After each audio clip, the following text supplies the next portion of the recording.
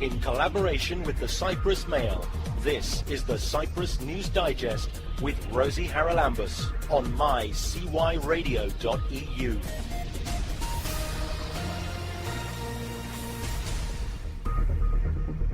Welcome to the Cyprus News Digest. I'm Rosie Charalambous. Coming up on the programme this week, the sounds of Vienna permeated the presidential palace last week at a concert to raise funds for handicapped children. Yes, we are under pressure, but we do want to keep our services going. As I said, people have to remember, it's not just thinking about what services are needed, it's also to think the other way around. If we didn't provide these services, what do these children do? Crimestoppers return to Cyprus in the search for 11 fugitives from British justice. The biggest achievement of Crimestoppers has been the ability of the public to be able to give information about crime anonymously, and that has been the most important feature. There are many people who have knowledge of crime, but for many reasons, including being fearful of their own safety, have never come forward. The Scientific and Technical Chamber warns that Limassol's Tsirion Stadium is a health and safety risk.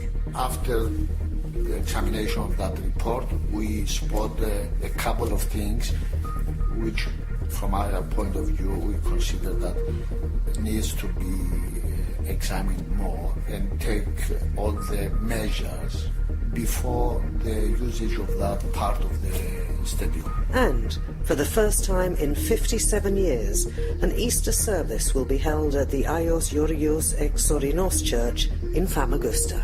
We will achieve the purpose of the religious, let's say, purpose, the religious diplomacy, and bringing together Greek Cypriots and Turkish Cypriots, creating bonds of friendship, and bringing closer our great hope for uniting our island. So we see it as a very positive step.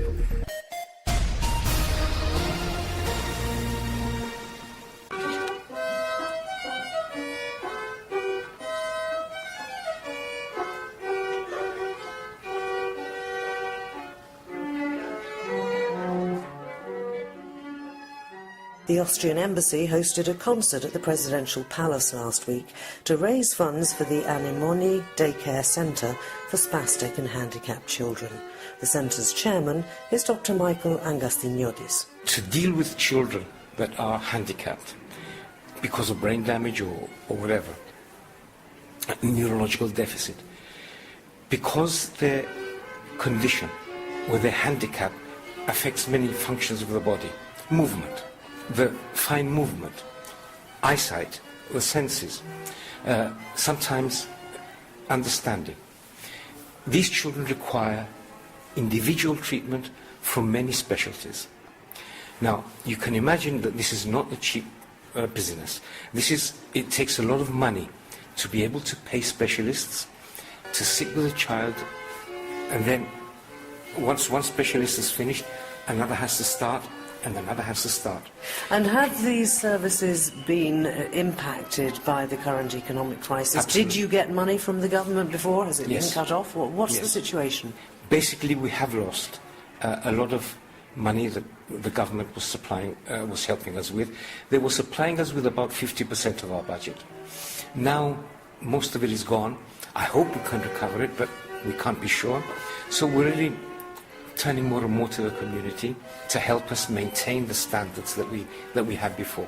And how widespread are these problems? I mean, a percentage of the population? Oh, crikey, cerebral palsy is common. It's not a rare condition, and it's not just cerebral palsy.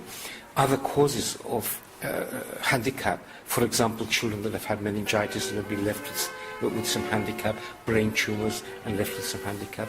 So basically, it's not just one category of child. So it's a significant percentage of the childhood population. And you're getting, obviously, help from the community in events like this organised by the Austrian embassy. Mm-hmm. But I presume that keeping the funding coming is a problem. How do you do that? Chasing after government, chasing after people, trying to organise events, fundraising all the time. One thing that we have had to introduce, which we didn't have before, is we're making the parents pay a fee, which they didn't do until 2013. So basically, yes, we are under pressure, but we do want to keep our services going. As I said, people have to remember, it's not just thinking about what services are needed, it's also to think the other way around. If we didn't provide these services, what do these children do?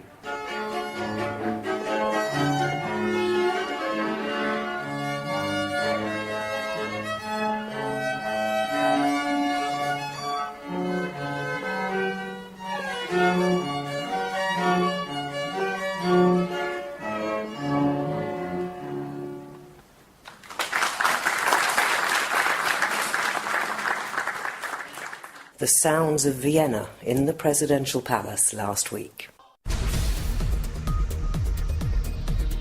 Online and as a podcast, this is the Cyprus News Digest with Rosie Charalambous.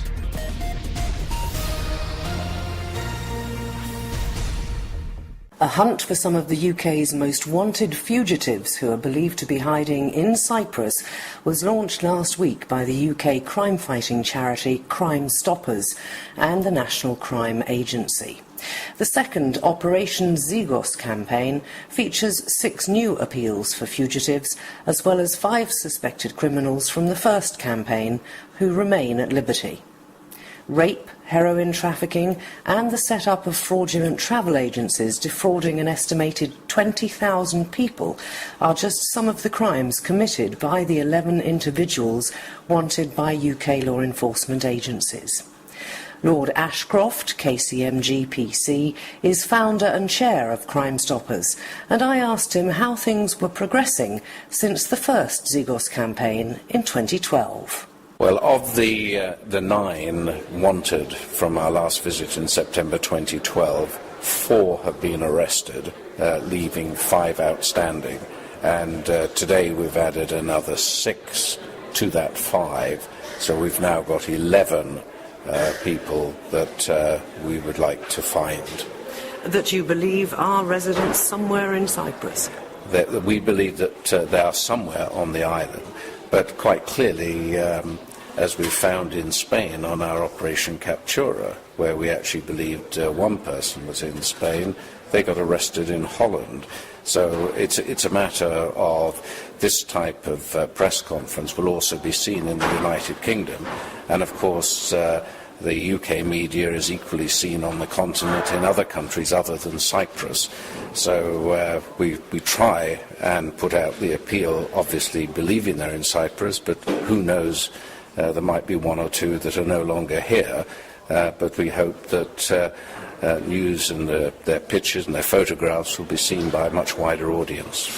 Is it easier to track down fugitives from justice in this day and age when people may see pictures on Facebook and Twitter and those sort of things and think, that's the chap I knew, is it easier?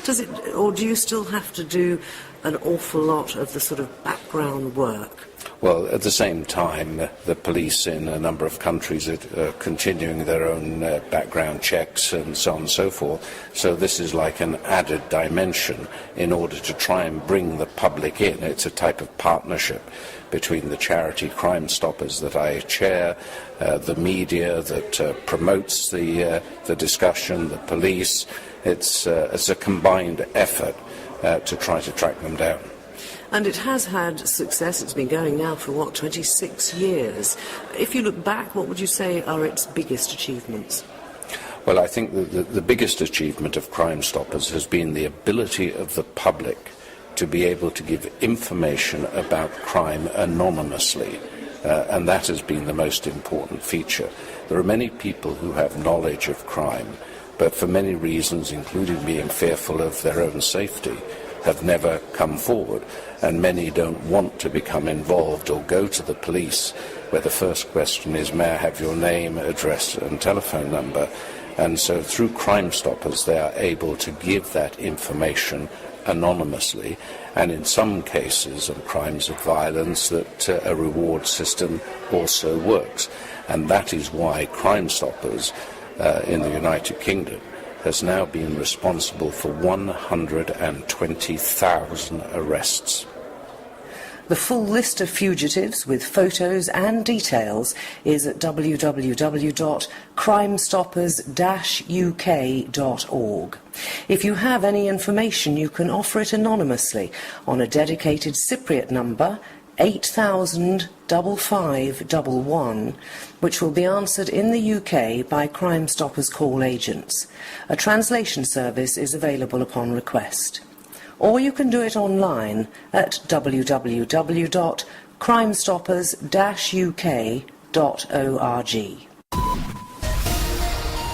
Keep up to date with events and news in Cyprus with the Cyprus News Digest. You can stream it live on mycyradio.eu, listen again on the Cyprus Mail website, or download the podcast to your phone or tablet and listen anytime, anywhere. A couple of other stories making the headlines here in Cyprus this week are the plans to install traffic and speed cameras across the island by 2015. And there's the upcoming visit to South Africa by the Greek Cypriot and Turkish Cypriot negotiators to learn about how reconciliation was accomplished there. Cooking in the kitchen, driving a car, it's Rosie on the radio. You may have seen reports in the Cyprus Mail this week that ETEK, that is our scientific and technical chamber, has warned of the poor state of the stands at the Tsirion Stadium in Limassol. Now that, of course, is Limassol's main stadium and host to regular football matches and other events. With me on the programme this evening is the president of ETEK, Stelios Achniotis. Stelios, very worrying when you look back and you remember stadium collapses that have caused an awful lot of injuries and even in some cases deaths. How serious is the problem at Tsirion? For sure, it's not such a serious problematic situation there. Actually, a very experienced colleague of us, a civil engineer, examined the situation recently and for a couple of years now, and has come out with a report dated 15th of March 2014 and highlighted some problems which the authorities there should deal with and take the necessary measures, either as preventing measures or maintenance, regular maintenance. There are films on YouTube of large chunks of concrete falling off when the team score a goal and everybody leaps up in the stands. That surely is not something that health and safety experts would recommend. Mm-hmm. I mean, these are old buildings, aren't they? They were built back in the mid-70s. Is there a deterioration in the concrete or cement or whatever was used? Does that happen over time regardless? Indeed, there are some incidents. There are a couple of newspapers last February mentioned this event. I wouldn't say that there are large pieces of concrete, but of course it's unacceptable, and this is a source of dangerous for the people going there.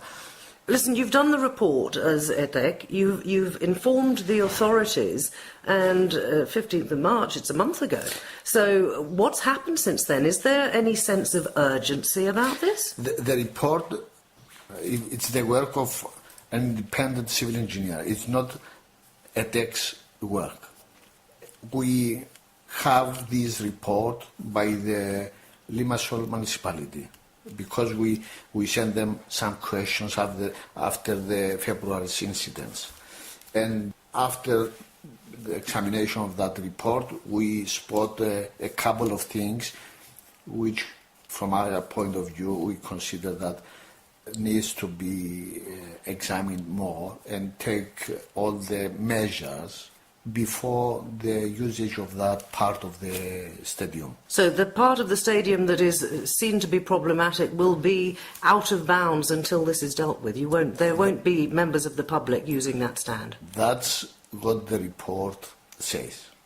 But we don't know yet whether that will be implemented at the next event. Exactly. We consider that the authorities will take all the necessary measures to prevent people to go there until that part take the measures which has been suggested from the engineer. While we're on the subject of building standards, because that's what this probably boils down to, one can't help thinking of the collapse of the roof of the Nicosia Municipal Theatre. One can't help remembering the collapse of that section of the porch in the big church on the outskirts of Nicosia as you come in. Mm-hmm. Was there a problem back in the mid-70s with building standards, and is it substandard materials that are being used and causing these problems? Of course, we faced that problem after the Turkish invasion, and the materials at that time were not in such good quality. The theatre and the other case of the church are two different issues. They are not related with the same problem. So it's not down to substandard materials? No. Because we've always made our own cement in Cyprus, have we not? Yes, we have good quality cement, but the aggregates had, at that time, I mean between mid-70s and after, for 20 years, we faced critical problems with the quality of aggregates, sanded aggregate. So are we saying that buildings that were built during those 2 decades really need to be inspected again? Yes, of course. Not only those, we as the technical chamber suggest and insist that all the buildings as a well-developed country need to be examined every 5 or 10 years. And more worryingly, what about building standards now then? I mean, you say that that happened in the mid-70s to mid-80s or so, or even a bit later, but we've had a building boom here. Who oversees the quality of the work that is done by constructors in Cyprus? The regulations became more strict after the mid-80s, and from 2000 and then we have obligatory supervision of all the projects. So the standards of the materials used are checked. Yes. What's to stop an unscrupulous builder putting in a little bit more aggregate or a little bit more of something else in order to cut his costs? I know it happens, I know it has happened. How can you check that sort of thing? There are a lot of things regarding this, I mean, to improve this situation. From the supervising engineers, the qualifying contractors, and the inspections that take place on the places where the aggregates are produced. Are you confident that it's not happening, certainly on a large scale? Yes, I'm quite confident. And incidentally, the Cyprus Football Federation has decided to ban fans from games until it's received assurances that stadium safety has been fully restored. Teams will either have to play with no fans or find a new venue. Easter is the biggest celebration in the Orthodox Church, and this year there's a very special celebration taking place because the first Easter service in 57 years is going to be held at the Ayios Georgios Eksorinos church in Famagusta. It's all the work of the Famagusta mayor, Alexis Galanos, and his Turkish Cypriot municipal representative counterpart, Oktay Kairilap. They've been working for an integrated vision of the town. Alexis, you must be thrilled that tomorrow night, I think thousands of Orthodox faithful will join you at a very special service. You know, it's not all my work. A lot of people worked with us, and a lot of younger people, Greek Cypriots and Turkish Cypriots, Famagusta initiative, they have prepared the ground, but together with my friend Oktay, we have espoused this effort. We have signed together a declaration about the future of Famagusta, and I think this is another step to the right direction. So I'm very happy this is taking place, and I cross my fingers that everything will be all right, and we will achieve the purpose of the religious, let's say, purpose, the religious diplomacy, and bringing together Greek Cypriots and Turkish Cypriots, creating bonds of friendship, and bringing closer our great hope for uniting our island. So we see it as a very positive step, which is also tied together with our religions, religious traditions, and a great day for the Orthodox Church. It's interesting that one of the issues that has for so long perhaps divided Cypriots, and that is religion, should be used like this to bring them together. I mean, we've all known about music events and art events, but I think it's very interesting indeed that you've seen another way that, in actual fact, you can break down barriers, even though a lot of people assume that it's a barrier in itself. Rosie, to be frank, I don't think that religion ever divided the Greek Cypriots and Turkish Cypriots. Maybe there are some exceptions, but generally speaking, there have not been any fanatism or religious issues. Maybe, after 1974, people from Turkey built mosques, etc. But the church in Cyprus, in fact, during the Turkish occupation, they were cooperating closely with the Turkish authorities to collect taxes. So there was not any really big religious issue. But it's important too, isn't it, that the church leaders have come out recently of all denominations here. Church leaders is one thing, and the people in the street and the religious people who go to churches is another.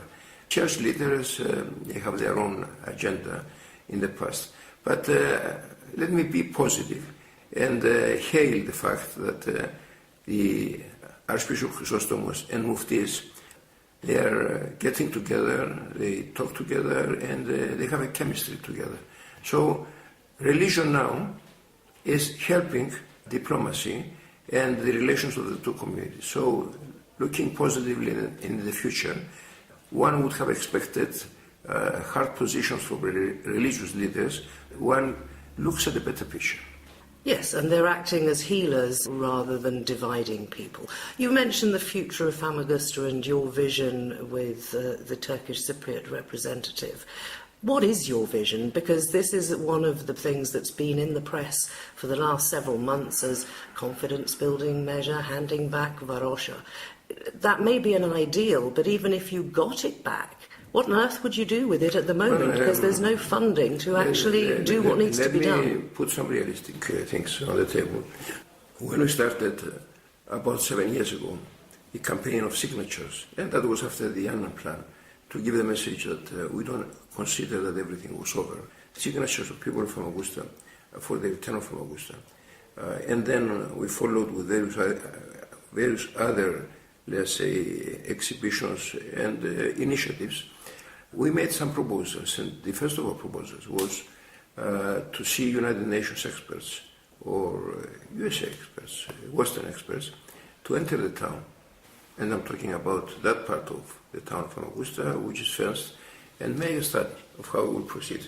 So we never thought that we press a button, we make a click, and then all of a sudden we have the Famagusta of our dreams or the Famagusta of our memories of Famagusta as it was before. We are well aware that it will take time for the study and it will take time to rebuild, and we are well aware it will be a new Famagusta. Maybe we'll have monuments of the past and things reminding of the past.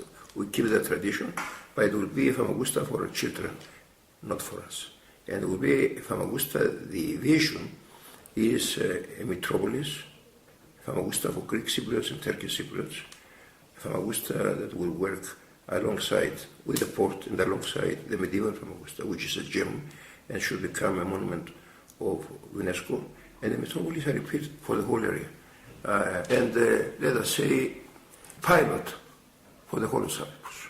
That will take time.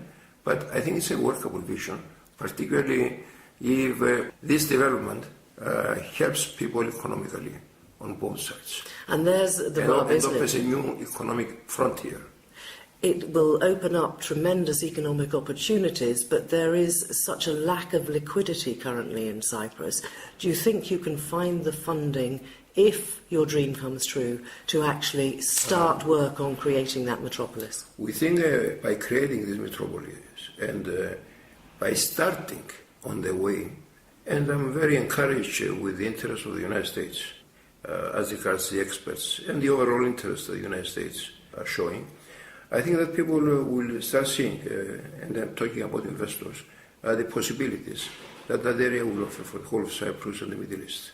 So we are hopeful that if we start on the right way and we give the right messages, we will have good hopes of finding the funds to develop something that it can work for the area and for outside Cyprus. Let's come back, if we may, then finally to Easter and this service tomorrow night. Have you any idea how many thousands of people are planning to join you? Because the numbers quoted in the press are absolutely enormous. Yes, it's something that we have to handle. And it's something, I wouldn't say worrying us, because it's a good thing to have thousands of people that will give a very big message. But we also have to handle the problem, and it's an uncharted territory. I'm giving a press conference before the event, and people know, and they should know, that emotionally they will feel great, but at the same time it will not be so comfortable. It will be bittersweet, won't it? Yeah, it will not be comfortable. We will try to make it as comfortable as possible. We have messages from Oktay Kayalp and his friends that they will try to make it comfortable, but they have to go through the checkpoints. We have a lot of people who go there. There will be maybe queues. We have to start early. We have to manage. We have to manage, but we have to do it. There will be difficulties, but I think, I hope the net result will justify our difficulties. After all, to reach God, you have to try. And what is the message you want to give? That between the cross, the crucifixion of Christ, and the resurrection, there is one big thing for Famagusta: hope. Galo Pasca. Galo Pasca.